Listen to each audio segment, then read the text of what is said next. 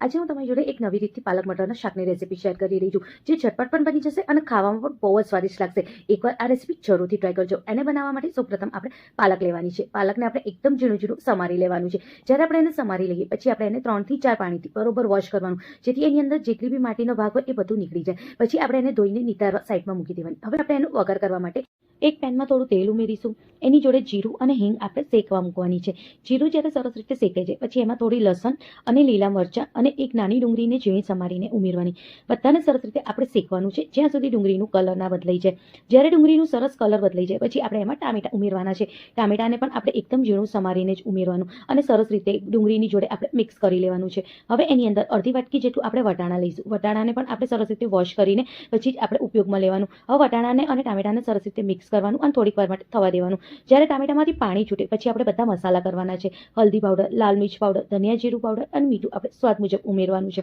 હવે બધાને સરસ રીતે મિક્સ કરી દઈશું. મસાલાને થોડીક વાર માટે શેકાવા દઈશું. મસાલા જ્યારે થોડીક વાર શેકાઈ જાય પછી આપણે આમાં પાણી ઉમેરવાનું છે. 4 થી 5 ચમચી જેટલું જ, બહુ વધારે પાણી નથી ઉમેરવાનું. પાણી ઉમેર્યા પછી આપણે એને ઢાંકી દેવાનું અને એકદમ ગેસની ફ્લેમ ધીમી કરી દેવાની અને 3 થી 4 મિનિટ માટે એને સરસ રીતે આપણે કૂક થવા દેવાનું. 3 થી 4 મિનિટમાં જે વટાણા છે એ સરસ રીતે થઈ જાય છે અને ટામેટા પણ એની જોડે બહુ જ સરસ શેકાઈ જાય છે. પછી આપણે આમાં પાલક ઉમેરવાની છે.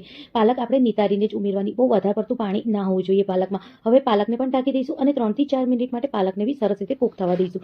3 થી 4 મિનિટમાં પાલક બહુ જ સરસ કૂક થઈ જાય છે. આ બધી પ્રોસેસ આપણે એકદમ ધીમા ગેસે જ કરવાની છે, જેથી બહુ જ સરસ આપણી આ પાલક કૂક થઈને રેડી થાય. જ્યારે પાલક થઈ જાય પછી આપણે એમાં 2 ચમચી જેટલું ચણાનો લોટ ઉમેરીશું અને પાલકને અને ચણાના લોટને એકદમ ધીમા તાપે આપણે 2 થી 3 મિનિટ માટે સરસ રીતે શેકવાના છે. જ્યારે ચણાનો લોટ નાખીએ ત્યારે પાલકનો કલર બદલાઈ જાય પછી ફરીથી આપણે એની અંદર 4 થી 5 ચમચી જેટલું પાણી ઉમેરવાનું. સરસ રીતે મિક્સ કરીને એકદમ ધીમા તાપે 2 થી 3 મિનિટ માટે આપણે સરસ રીતે કૂક થવા દેવાનું. અને જો કેટલી સરસ આપણી મટર પાલકની સબ્જી બનીને રેડી થઈ જાય છે. બહુ ઝટપટ પણ બને છે અને ખાવામાં તો બહુ જ ટેસ્ટી છે. જ્યારે બી તમને સવારે ઉઠવામાં મોડું થઈ ગયું હોય અને ખબર ના પડે કે આજે આપણે ટિફિનમાં શું આપીએ, તો આ રેસીપી જરૂરથી ટ્રાય કરજો. ખરેખર બહુ ઝટપટ પણ બની જશે અને ટેસ્ટમાં પણ બહુ જ સરસ લાગશે. અગર તમારા ઘેર પનીર હોય તો અવશ્ય એની અંદર થોડું છીણીને પનીર નાખજો. પનીરનો ટેસ્ટ આ મટર પાલકમાં બહુ જ સરસ આવે છે.